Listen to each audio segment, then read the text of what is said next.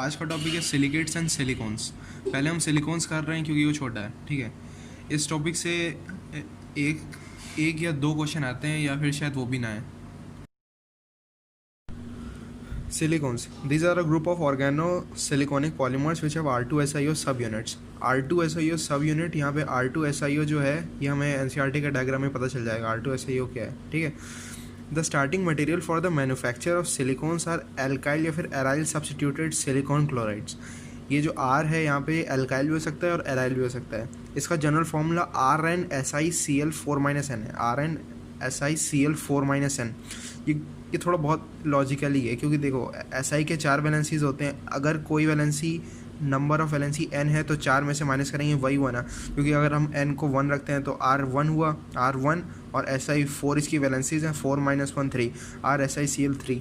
If n is taken as 3 तो R 3 हो जाएगा और Cl 4 - 3 1, ठीक है। तो R मतलब ये लॉजिकल है, ठीक है। व्हेन R इज एल्काइल और aryl, when methyl chloride reacts with silicon in the presence of copper as a catalyst at a temperature 573 Kelvin, तो इसमें जो रिएक्शन में जो वो होता है कैटलिस्ट वो कॉपर है। ज़रूरी है कि कॉपर ही हमें याद रखना है, ये टेम्परेचर की ज़्यादा ज़रूरत नहीं होती, ठीक है। फिर सब्सटीट्यूटेड क्लोरोसिलेन और फार्मूला जो कंडेंसेशन पॉलिमराइजेशन होता है उससे ये 3-4 टाइप के प्रोडक्ट्स बनते हैं, लेकिन ये जो Me4Si बनता है ये बहुत कम बनता है, ठीक है। Hydrolysis of dimethyl dichlorosilane followed by condensation polymerisation straight up chain polymer, इस वाले कंपाउंड से चेन पॉलीमर्स बनते हैं।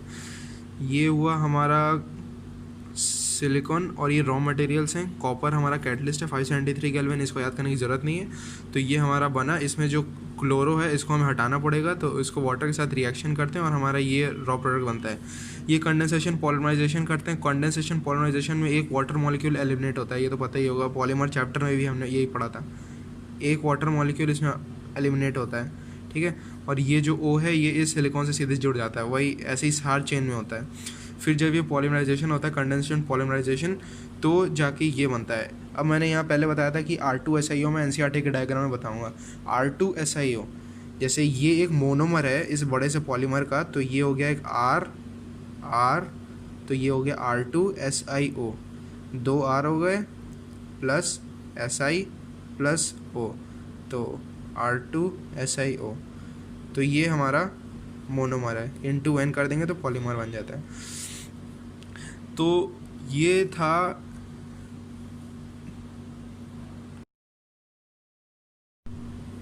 ये जो हमने देखा था ये था चेन पॉलीमर। अब चेन पॉलीमर को रोकने के लिए हमें R3SiCl डालना पड़ता है जो इस चेन को ब्लॉक कर देता है। ये सिलिकॉन पूरा बन जाता है, जो R3SiCl होता है ये चेन को ब्लॉक कर देता है। ये मैं अभी बाद में बताऊंगा ऐसा क्यों होता है, ठीक है। तो NCERT में सिलिकॉन्स के बारे में सिर्फ इतना ही दिया है, सिर्फ यहाँ तक, यहाँ से सिलिकेट चालू हो रहे हैं, ठीक है। तो सिलिकॉन्स में उसकी कुछ प्रॉपर्टीज़ दी हैं। Silicones being surrounded by non polar, ये वाटर रिपलिंग होते हैं, ठीक है। Dielectric and resistance, oxidation, they are wide application, ये सब कुछ पूछता नहीं है, ठीक है। अब जो कॉम्पिटिटिव एग्ज़ाम होते हैं उसमें यहाँ से तो आता ही है, लेकिन कुछ कुछ चीज़ें बाहर से भी आ जाती हैं, ठीक है। तो अब वो हम देखते हैं।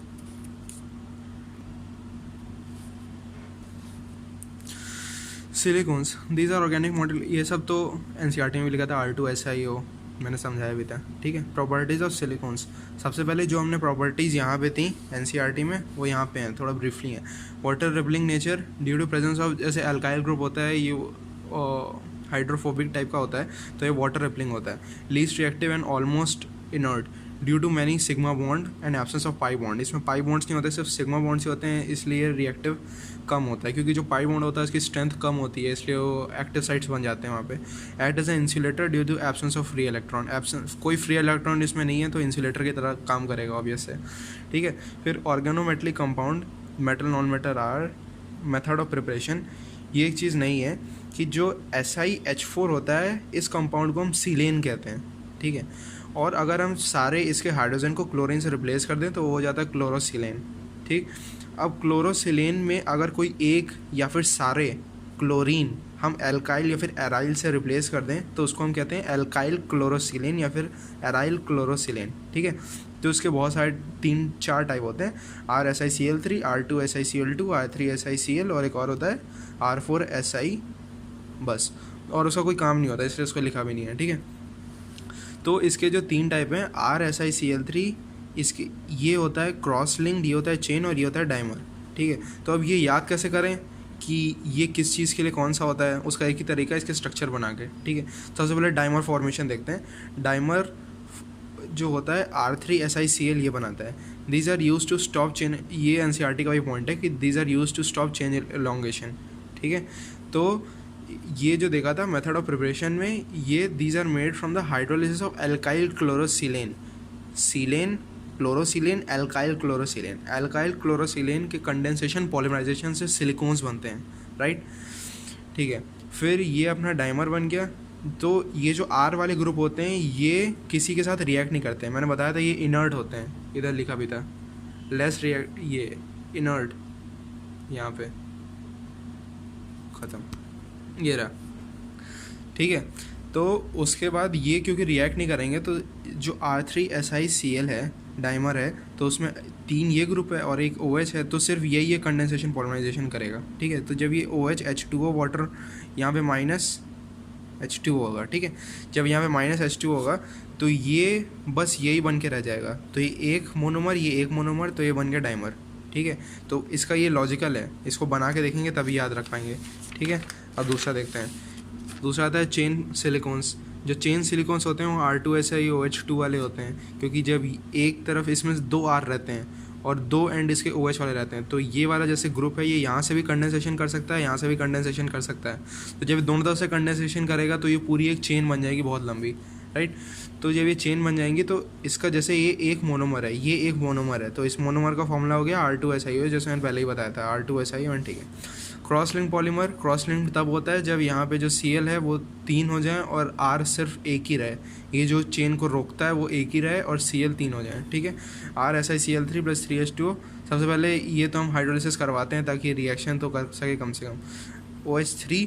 फिर ये पूरा एक चेन जैसा बन गया, ये मैश वर्क बन जाता है पूरा, ठीक है। अब हर जगह से जहाँ जहाँ OH है, OH OH OH, यहाँ आउटर पे हम लोग ने वो रखा है R, ताकि ये इस तरफ ग्रो ना करे, इस तरफ, इसी तरफ ग्रो करे, इधर और इधर, ठीक है। तो इसका जो वो हो गया जनरल फॉर्मूला, ये 1 2 R2SI2O3, R2SI2O3 जनरल फॉर्मूला, ठीक है। नेक्स्ट टॉपिक है इसका सिलिकेट्स। ये NCERT है। A large number of silicate mineral exist as a feldspar, zeolite, mica, asbestos. इसकी ज़रूरत नहीं, कोई पूछता नहीं है, ठीक है। ये पूछा गया था एक बार कि the basic unit of silicate is SiO4 in which silicon atom is bonded to 4 oxygen atom is a tetrahedron fashion. In silicates either the discrete unit is present और the number of such units are joined together by corner with 1 2 3 4 oxygen sharing पर silicate unit. When silicate units are linked together, they form chain, ring, sheet or 3-dimensional structure. The negative charge on silicate structure is neutralized by positive charge metal ion if all of the 4 corners are shared by the other tetrahedron. The 3-dimensional network is formed. The 2 ये important चीज़ है, the 2 important man-made silicates are glass and cement. ये पूछा जा सकता है, ठीक है। अब ये जो NCERT है इसमें सिर्फ लिखा हुआ है, इसको समझाने के लिए इसके डायग्राम्स बहुत ज़रूरी हैं, ठीक है। तो पहले वो समझते हैं हम। सिलिकेट्स का बेसिक यूनिट NCERT में लिखा था SiO4 तो ये हो गया SiO4 तो इसका जो रिप्रेजेंटेशन है इसको ऐसे नहीं लिख सकते, ठीक है। तो इसका रिप्रेजेंटेशन ऐसा होता है, इसमें जो डॉट है वो रिप्रेजेंट करता है सिलिकॉन और ये जो सर्कल्स हैं वो रिप्रेजेंट करते हैं ऑक्सीजन, ठीक है। तो ये सिलिकॉन, ऑक्सीजन, यहाँ ये सुपर इम्पोज्ड है, ये जो ऑक्सीजन है ये उसके ऊपर है बस शो करने के लिए, ठीक है। तो ऑक्सीजन ऑक्सीजन ऑक्सीजन, 4 ऑक्सीजन और 1 सिलिकॉन। तो असलियत में जो सिलिकॉन है इसके 4 ऑक्सीजन से ऐसे बॉन्डेड रहता है, 1 2 3 4, लेकिन ये वाले बॉन्ड्स नहीं दिखाए जाते हैं, भले ये रियल बॉन्ड्स हैं लेकिन दिखाए नहीं जाते। शो वो किया जैसे ये ट्राइंगल बनाया जाता है, भले ये रियल बॉन्ड्स नहीं है, नॉट रियल बॉन्ड्स, ठीक है। टाइप्स ऑफ सिलिकेट, तो ये हमने देख लिया कि सिलिकेट्स को रिप्रेजेंट कैसे करते हैं। Types of silicate, ortho silicates. Ortho silicates सिर्फ एक यूनिट सिलिकेट्स ही कहते हैं, ऑर्थो सिलिकेट्स। SiO4 इसमें कोई भी जो ऑक्सीजन है 1 2 3 4, कोई भी ऑक्सीजन दूसरा ऑक्सीजन से शेयर नहीं है, ठीक है,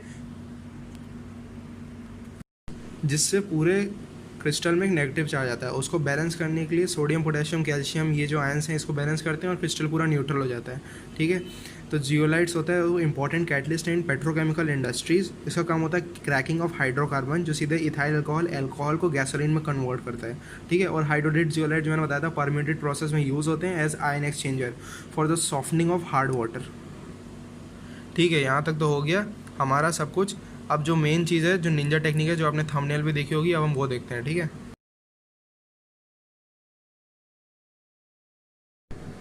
ठीक है, तो अपनी निंजा टेक्निक है कि सबसे पहले देखो ऑर्थो जिसमें 1 यूनिट शेयर्ड होता है, पायरो जिसमें 2 यूनिट शेयर्ड है, ऑक्सीजन शेयर्ड है, चेन जिसमें 2 यूनिट शेयर्ड थे, सॉरी ऑर्थो में कोई भी यूनिट शेयर्ड नहीं था, ऑक्सीजन कोई शेयर नहीं था, पायरो या फिर सोरो या फिर डाई, चेन या फिर साइकिल जिसमें 2 शेयर थे, शीट में 3 शेयर थे और 3D में चारों के चारों शेयर थे यहाँ पे जैसे, ठीक है।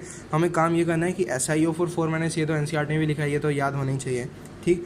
अब उसमें करना क्या है कि ऑक्सीजन को अपने को 0.5 से कम करना है और चार्ज को 1 से कम करना है, ठीक है। तो SiO ऑक्सीजन को 0.5 से कम किया तो 3.5, 3, 2.5, 2, इसको 1 से कम किया तो 4 से 3, 2, 1, 0। Oxygen number of shared oxygen जो यहाँ पे 0 थे 1, 2, 3, 4, ठीक है। तो ये अपनी निंजा टेक्निक थी।